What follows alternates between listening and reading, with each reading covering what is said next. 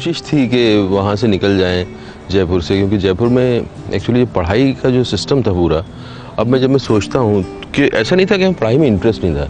Actually school में अगर बच्चा एंगेज ना हो तो फिर उसका जो है ध्यान हट जाता है। तो हम कभी पता ही नहीं चला कि इस क्लासरूम में होता क्या था। हम लोग पीछे बैठे रहते थे, जैसे अफीम का गोला खा के बैठ गया आदमी, भांग खा के बैठ गया। कुछ पता ही नहीं क्या हुआ क्लास में, क्या मतलब क्या पढ़ाया क्या नहीं पढ़ाया, हमें कभी कुछ पता नहीं चला। तो पढ़ाई जो इट बिकेम लाइक कि यार ये कब ख़त्म होगा ये पूरा चक्कर। सो मेरा पूरी कोशिश थी कि मैं निकल जाऊँ जयपुर से और बॉम्बे आ जाऊँ। वो क्यों आ जाऊँ मुझे पता नहीं था, but I had kind of pull कि मैं जाऊँगा बॉम्बे।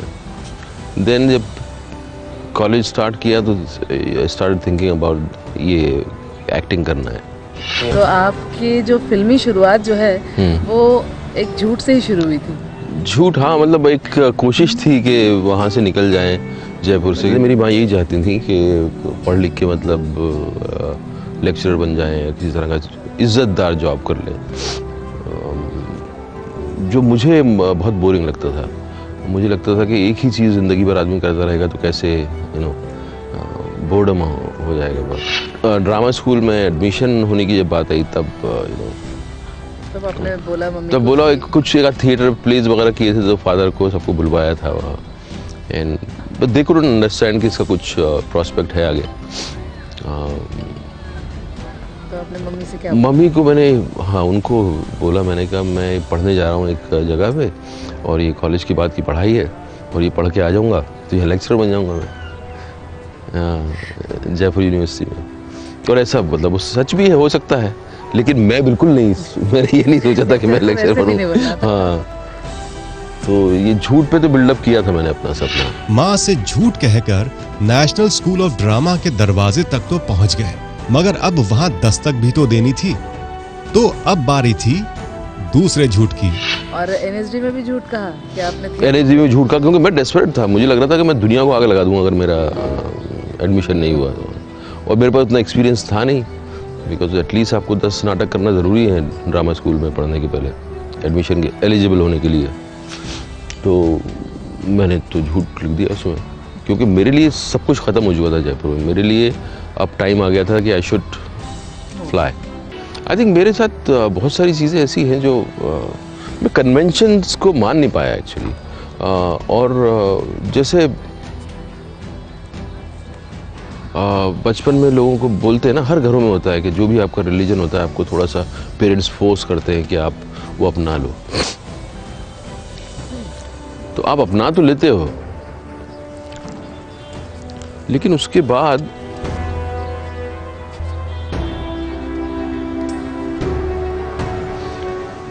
मुझे याद है बचपन में जैसे मैं कई बार रोता था when I used to think about God. मुझे रोना आता था, बहुत रोना, खुशी का रोना, और मैं वेट करता था कि मेरा प्रेयर का टाइम कब आएगा, and it was very good. बचपन की मासूमियत से जैसे आदमी मोहब्बत करता है ना, इस तरह से आपका गॉड को लेकर एक रिश्ता था। एंड देन स्लोली वो ख़त्म हो गया।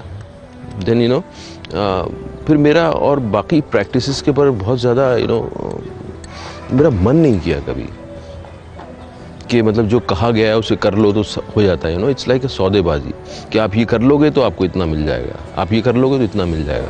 दैट समहाउ उससे मुझे ना थोड़ा दिक्कत होने लगी। इसी तरह से बहुत सारी चीज़ें हैं जो तो कन्वेंशन के हिसाब से मैं चल नहीं पाया कभी एक्चुअली। तो मेरे फादर का बिजनेस था, ठीक ठाक बिजनेस था और वेल टू डू थे, बट मैं उसको अपना नहीं पाया। मैं उसमें कभी मेरा इंटरेस्ट नहीं जागा। हाँ, वो जाते थे जंगलों में शिकार वगैरह में, तो आपको फैसिनेशन एक जंगल का जो है वो बहुत अच्छा लगता था। I think I am destined to discover myself through living. मुझे कुछ भी आप पहले रटाया अगर आपने दिया है तो आई थिंक मेरे साथ वो नहीं हुआ। वो मिडिल क्लास वैल्यूज़ के घर का बड़ा है तो ख्याल रखेगा। वो बहुत बड़ा डिसीजन था मेरे लिए। एक उसी साल फादर का डेथ हुई और उसी साल ड्रामा स्कूल में एडमिशन हो गया। एंड घर पे कोई इनकम का सोर्स था नहीं। जो उनकी शॉप थी वो संभालनी थी। एंड somehow मेरा छोटा brother he got interested in it and उसने थोड़ा ख्याल रखा एंड देन मैं आ गया वहाँ से। ख्वाब उन्होंने कभी किसी से शेयर करे नहीं कभी शेयर करे नहीं उन्होंने ख्वाब कभी। कॉलेज कर लिया था उन्होंने, कॉलेज भी जयपुर से किया था, राजस्थान कॉलेज से उन्होंने आर्ट्स का ग्रेजुएट किया था। देन पोस्ट ग्रेजुएट कर रहे थे वो उर्दू में। उसी के साथ साथ ही उन्होंने राजस्थान यूनिवर्सिटी से ड्रामेटिक डिपार्टमेंट में अप्लाई कर दिया था। उसके बाद उनका एनएसडी में सिलेक्शन हो गया था, वहीं से फिर वो एनएसडी चले गए थे। मैं चला गया ड्रामा स्कूल में, तो मैं घर से तो पैसे नहीं ले सकते थे, तो वहाँ फेलोशिप आपको स्कॉलरशिप वगैरह मिलती है, तो आप उसी में चला देते थे। कोई नहीं, तो बस कुछ दुकानें थी जिसका छोटा मोटा किराया आ जाता था, तो उससे किसी तरह चला। जयपुर में डेफिनेटली मुझे साइकिल लेनी थी, तो मैं ट्यूशन पढ़ाने जाता था, कहीं 2 बच्चों को पढ़ाता था।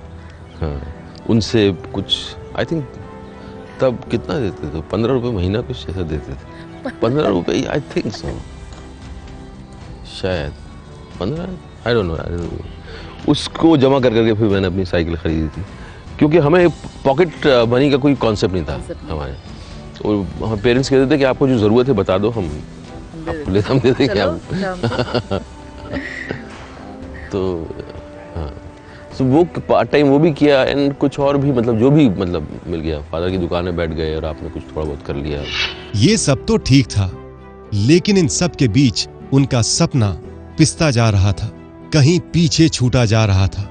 अब परिवार और सपने के बीच चुनाव करना था। हम लोग सहपाठी थे, और जो चीज़ किसी भी इंस्टीट्यूट में होता है वो ये होता है कि सब लोग थोड़ा मस्ती, थोड़ा मजाक, थोड़ा कोएड इंस्टीट्यूट, आर्ट इंस्टीट्यूट, तो 2 बजे तक अड्डा चल रहा है, कहीं पराठे खाने जा रहे हैं।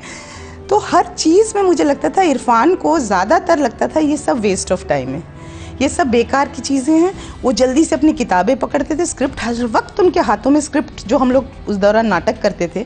मुझे कोई भी ऐसा मेरा सहपाठी याद नहीं है जिसके हाथ में इतने स्क्रिप्ट रहते थे या किताबें रहती थी जितनी इरफान की रहती थी। और वो हर दम, मतलब मैं दिल्ली से ही हूँ, तो मेरी माँ सबको कई बार बुलाती थी खाने पे, तो हमारा पूरा क्लास जाता था मेरे घर और हम लोग सब मज़े करते थे। इरफान, हमारे भाई की किताब की अलमारी थी, घुसते ही घर में वो अलमारी खोलते थे और वहाँ बैठ जाते थे। और आखिरी तक, मतलब मेरी माँ बोलती थी, बंगाली में बोलूँ तो कोई चलटा के डाक, कोई चलटा के डाक, बट कि उस लड़के को भी बुला ले भाई, वो बेचारा जब से आया वहीं एक जगह बैठा है, पर वो वहीं बैठे रहते थे।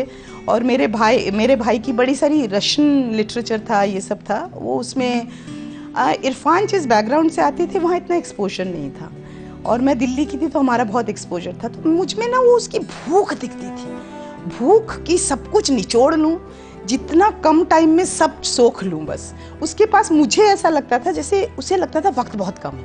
इरफान अपने क्लास में नंबर 1 एक्टर नहीं कहा जाता था, कोई और थे जो उनको कहा जाता था, जो हमेशा होता है। सब लोग यही सोचते थे कि अरे यार ये कैसा दिखता है, ये कैसा होता है, क्लास में भी, स्कूल में भी। इनफैक्ट एनएसडी में उससे जो हमारा एक दोस्त है आलोक चैटर्जी, वो बहुत स्मार्ट, हैंडसम था, स्मार्ट था, और वो मध्य प्रदेश से आया था, और उसको मेन रोल भी दिए जाते थे शुरू में, और सबको लगता था ये है इस बैच का जो आगे बढ़ेगा, आगे जाएगा। ये तो बहुत बेचारे से थे, सीनियर्स से बात करके बस सीखना।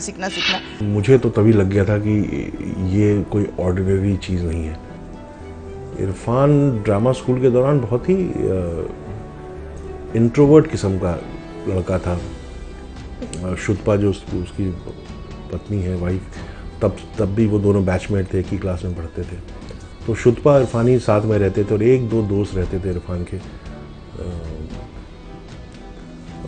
कुछ फिल्मों को लेके, बिकॉज मैं बहुत फिल्मों में इंटरेस्ट रखता था, अपार्ट फ्रॉम थिएटर, जो ड्रामा स्कूल थिएटर का इंस्टीट्यूट है, तो फिल्मों की बातें करना एक दूसरे से। रॉबर्ट डी नीरो पसंद है, मार्टिन स्कॉर्सेसी पसंद है, वुडी एलन पसंद है। ये इन शुरुआत बात ऐसे शुरू हुई, और उसके बाद हम लोग आर्ट और फिल्मों के ज़रिए अच्छे दोस्त बन गए। और फिर मैंने जब उसको 3rd ईयर में उसके डिप्लोमा शोज़ और नाटकों में इरफान को देखा, तो उसी वक्त लग गया था कि ये he is here to do bigger things in life.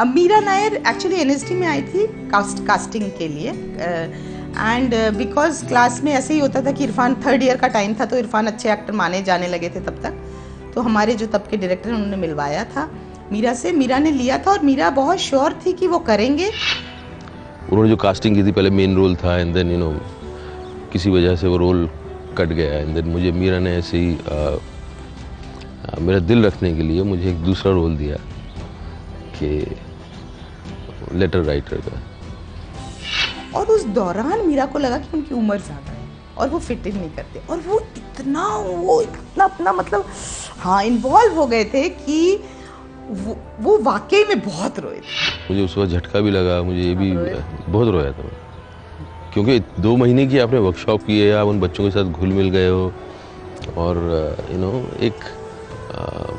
और अभी भी स्कूल में हो तो आपका सब कुछ बहुत कच्चा होता है अंदर ना, और आपको लग रहा है कि आप शूटिंग करोगे आप, और सीन्स करोगे, एंड सडनली पता चला कि आप जो है वर्कशॉप हो गई, अब आपको वापस जाना है, शूटिंग तो ये लोग करेंगे आप। फिर इरफान को दिखाई दी अपने सपनों को पर्दे पर देखने की एक और छोटी सी उम्मीद।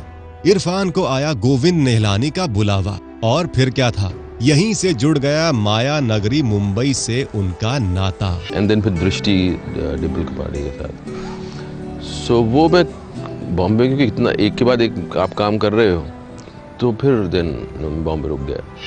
वो बॉम्बे में मरीन लाइंस में, मुझे अब तक याद है, वो फोटो भेजते थे कि देखो मरीन लाइन में इस घर में हम लोग रहते हैं, उस तरह की चीज़ें। इरफान आप इतने शाई थे, और मैं अभी भी हूँ। हाँ अभी भी है, पर नॉन सोशल भी थे, तो आपको लगता था कि बात करूंगा तो कहीं मेरा काम ही ना खराब हो जाए। हाँ, ये एक अजीब चक्कर था, मतलब मैं कई बार लोग जो है बात करके रिश्ता बनाते हैं, मैं बात करने जाता था मेरा रिश्ता बिगड़ जाता था, क्योंकि मैं बात करने में बहुत ज़्यादा झिझक थी मेरे में अंदर, और मैं जो स्मॉल टॉक्स जैसे कर लेते ना लोग, मैं बहुत इनकेपेबल हूँ, आज भी इनकेपेबल हूँ। कई बार लगता है कि किसी के साथ बैठे हो आप, और वो बहुत आपको अच्छा लग रहा है, बट आपके पास कोई बातें नहीं है ऐसे एंगेज करने के लिए। एक हुनर होता है, कुछ लोगों में होता है, वो बहुत एंजॉय करते हैं। मैं स्मॉल टॉक्स नहीं कर सकता, मुझे तो मैं लोगों को मिलने आता था तो उनका जो इम्प्रेशन मेरे बारे में था कि ये अच्छा एक्टर है, बट जब मैं अपने बारे में बात करता था उनको लगता कि यार डाउट में आया था, देखो अच्छा एक्टर है कि नहीं है।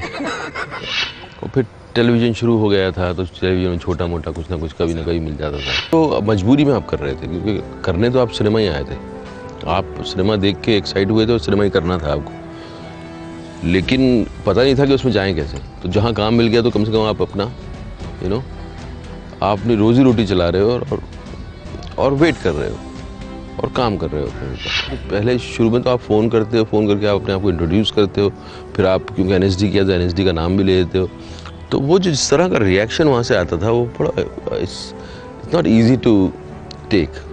हाँ, कौन एक्टर, कौन इरफान, कहाँ, कौन सा NSD, हाँ बाद में बात करिए। तो ऐसे ही होता है ना, आदमी बिजी होता है, लोगों के ऑफिस चल रहे हैं और आप सडनली आपने फ़ोन किया मैं एक्टर हूँ जी, मैं काम थे, अरे यार बाद में आओ। अभी नहीं है, बाद में आओ। कुछ तो डायरेक्टर जैसे आप उन्होंने बुला लिया, हाँ तो 12 बजे आओ, तो आप 12 बजे आप तो तैयार हो गए, आपकी पूरी ज़िंदगी उस पर टिकी हुई है 12 बजे पे, वो चलेगा, उसको याद भी नहीं है कि उसने बुलाया है, कौन किसने बुलाया आपको। कहाँ से आए हो, 12 बजे हमने बोला, हाँ जाइए बाद में आइए, जब होगा तो बुलाएंगे आपको। खैर, दौड़ते भागते ठोकर खाते कई बार अपमानित हुए इरफान को काम तो मिला, मगर लोगों की फटकार भी। आए दिन था रिजेक्शन, तो आप और आप एक्नॉलेजमेंट जो है कई लोगों में देखते हैं, आप पब्लिक में देखते हैं, आप जिनसे काम मांगने जा रहे हैं उनमें देखते हैं, उस डायरेक्टर में देखते हैं, और जब शूटिंग कर रहे होते हैं तो इतने लोग खड़े होते हैं उनमें भी देखते हैं शुरू में कि यार ठीक लग रहा है कि नहीं लग रहा है सबको। तो रिजेक्शन कई जगह, कई बार, कुछ शुरू में जब टेलीविज़न किया था तब कैमरामैन ही बोल देता था, जिससे आपको आदत नहीं है, फिल्म की ट्रेनिंग आपने की नहीं, आपने थिएटर की ट्रेनिंग की है, कैमरा यहाँ लगा हुआ है, अब आपने थोड़ा अपनी तरफ से जैसा भी परफॉर्म आप करते हैं तो कैमरामैन डांट देता, अरे इधर तो क्या देख रहे हो, तो देख के डायलॉग बोलो, वहाँ क्या देख रहे हो, क्या है वहाँ। मुझे याद है किसी सीरीज में, हाँ, बड़े कैमरामैन थे वो, मूर्ति साहब, उन्होंने, क्योंकि आप अपने हिसाब से उस मोमेंट को एक्सप्लोर करने की कोशिश कर रहे हो। अब अगर मैं इधर देखूंगा तो लाइटिंग का थोड़ा सा हो जाएगा, तो मूर्ति साहब ने बोल दिया था, कहाँ देखते हो उधर, क्या है, इधर देखो, इधर देख के बात करो, चलिए शुरू करिए, एक्शन, चलिए। और ये भी कम था, एक बार तो उनकी फीस तक काट ली गई। पैसे काट लिए थे उन्होंने, जब शाम को चेक देने का बारी आई तो उन्होंने कहा कि आपने जिस तरह की एक्टिंग की है उसमें आधे पैसे मिलेंगे। ये दिन भी देखा है इरफान। नहीं, अच्छा हुआ एक्चुअली। मेरा बहुत ही मानना है, जो मेरे साथ जो भी कुछ हुआ ज़िंदगी में, आपको कुछ एडवर्सरीज जब आती हैं, चैलेंजेस जो आते हैं, आई थिंक वो कुछ सिखाने के लिए आते हैं, आपको कुछ तैयार करने के लिए आते हैं। We went for 30 takes with Irfan. Actually मैंने पॉपुलैरिटी मिली आपको, बनेगी अपनी बात या चंद्रकांता, दोनों बहुत पॉपुलर था, बट काम करने का मज़ा नहीं था उसमें ना, कि ऐसा कि आप इंजॉय कर रहे हो। काम करने का मज़ा आया जब तिग्मांशु के साथ मैंने कुछ किया, उसमें best sellers, star best sellers, तो उसमें अलग अलग कहानियाँ थी। बनेगी अपनी बात में कई जगह कई बार बहुत इंटरेस्टिंग कुछ सीन्स होते थे तो मज़ा आता है, बट टेलीविज़न का टेम्परामेंट ऐसा है ना कि यह इतना रेपिटेटिव हो जाता है। आप जो भी एक चीज़ कर रहे हैं वो अगर अच्छी लगती है लोगों को, तो वो बार बार उसी तरह के सीन लिखे जाते हैं आपके लिए, और हर हफ्ते आप similar kind of emotion you are generating through different ways. और फिर इरफान को मिली दो ऐसी फिल्में जिन्होंने उनके अंदर के एक्टर को कुछ शांति दी, सैटिस्फैक्शन दिया। हम बात कर रहे हैं आसिफ कपाड़िया की वॉरियर और उनके दोस्त कम डायरेक्टर तिग्मांशु धूलिया की फिल्म हासिल की। वॉरियर ने वाकई मेरी ज़िंदगी बदली, और हासिल ने एक तरह से हासिल को मैं पहला ब्रेक मानता हूँ। उसके पहले बहुत सारी फिल्में की मैंने, लेकिन वो ब्रेक नहीं था वो, तिग्मांशु। और कई बार आप देखिएगा कुछ फिल्मों के बहुत अच्छे एक्टर्स होते हैं जिनको उठा लिया जाता है और कुछ रोल दिया जाता है, पर उनको वो स्पेस नहीं दी जाती जहाँ वो फ्लरिश कर सकें, तो एक्टिंग हमारे यहाँ जो है बहुत ज़्यादा उसकी इज्जत नहीं है। वो तो लोग हैं, दर्शक हैं जिन लोगों को भाता है, और वो बट इंडस्ट्री बहुत ज़्यादा इज नॉट लुकिंग फॉरवर्ड के अरे यार कोई ब्रिलियंट एक्टर चाहिए। आप बातचीत कर रहे हैं और स्क्रिप्ट पढ़ रहे हैं, वो स्क्रिप्ट समझिए मिडिल बजट फिल्म है, सडनली वो डायरेक्टर को कोई प्रोड्यूसर मिल जाता है, वो उसको हाई बजट बना देता है और उसमें कोई सुपरस्टार आ जाता है और आप आउट हो जाते हो। मैं नाम नहीं लेना चाहूँगी जो था उस पिक्चर का बट वो ऐसा हुआ है, और वो पिक्चर फिर सुपर डुपर हिट हुई है उस सुपरस्टार के साथ। इंडस्ट्री में भी आप जो आए हो, आप अपनी जगह बनाने आए हो, अपनी तरह से बनाने आए हो। आप ये नहीं बोल रहे कि यार अच्छा जैसा आप कर रहे हो मैं भी वैसा करूँगा और मुझे भी जो है काम मिल जाएगा। मैं उसलिए आया नहीं था, मुझे इंटरेस्ट नहीं था उसके अंदर। मैं अपने आप को कुछ एक्साइट करने के लिए आया था कि मैं अंदर से एक्साइट होऊंगा तो कुछ होगा। और एक बार इरफान ने ऐसा बोला भी कि यार मैं वापस जा रहा हूँ, मैं जयपुर वापस चला जाऊँगा। तो मैंने उसको कहा रुक जाए, जयपुर वापस मत जा, तेरे को नेशनल अवार्ड दिए बिना तेरे को भेजेंगे नहीं हम। और वही हुआ कि हम दोनों ने साथ में काम किया, पान सिंह तोमर और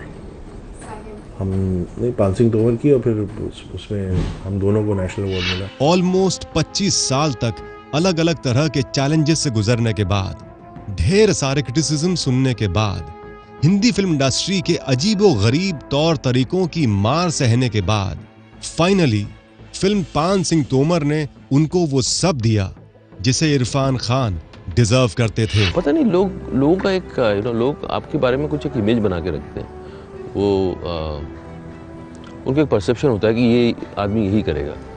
दे वर सरप्राइज, ऑडियंस भी और बाकी लोग भी बहुत सरप्राइज थे पान सिंह से कि अरे यार ये ऐसा रोल कैसे किया इसने, एंड उसमें दिल बहुत था पान सिंह की कहानी के अंदर, तो वो लोगों को बहुत ज़्यादा पसंद आई। हम किसी स्टूडियो में थे, कोडैक के स्टूडियो में थे शायद, सो किसी ने बोला कि Julia Roberts there and she wants to meet you, are you sure? No she wants to meet you personally. तो मैं गया, उनसे मिला, वो कुछ मेकअप वगैरह कर रही थी, ब्यूटीफुल मूवमेंट। हाँ, मैंने नहीं देखने के, टिकट के पैसे नहीं थे मेरे पास, सिर्फ मोटरसाइकिल थी मेरे पास। तो मैं आई थिंक टाउन में था शो, एंड मैं अंधेरी में रहता था, तो मेरे पास मोटरसाइकिल थी, तो मैं मोटरसाइकिल बिठा के उनको ले आ सकता था और टिकट उन्होंने दिया था मुझसे, मेरे दोस्त ने। तो नहीं था, मैंने कभी नहीं सोचा था कि हॉलीवुड का तो मुझे सपना भी नहीं देखा था मैंने। और मैंने कभी ये ज़रूर था कि हम जितनी भी हमारी शिक्षा हुई है एक्टिंग की, वो बाहर के सिनेमा से हुई है। तो ये लगता था कि इस तरह के सिनेमा में काम करने का मौका क्या कभी मिलेगा जहाँ कि आप उस तरह का परफॉर्मेंस कर सको। क्योंकि हम जब फिल्में करना शुरू की तब ये सिनेमा के लिए अपने आप में जो है वो ट्रांजिशन का पीरियड था कि पहले जो एक डिमार्केशन था कि अरे ये आर्ट फिल्म है, ये कमर्शियल फिल्म है। सडनली सब कुछ घुल मिल गया, एक चीज़ें बदलने लगी। तो पान सिंह जैसी फिल्म जो है जिसको कि या हासिल लोगों के लिए बोला कि यार ये तो इंगेजिंग फिल्म है, ये तो सक्सेसफुल फिल्म है, ये तो लोग देखेंगे आके। कुछ भी नहीं बदला हम दोनों की ज़िंदगी में सिवाय इसके कि लोगों का रवैया बदल गया है, बहुत ज़्यादा बदल गया है। हाँ, हम लोग वही हैं, उतने पैशनेटली तब भी थे, अब भी मतलब इरफान उतने ही पैशनेटली पढ़ते हैं। हमारे घर में किताबों का भंडार अब भी है, तब भी था। लेकिन लोगों का देखने का नज़रिया बिल्कुल बदल गया है। तो अब वही लोग मतलब 10 बार फ़ोन करते हैं कि एक प्रोजेक्ट है, आप कर लोगे।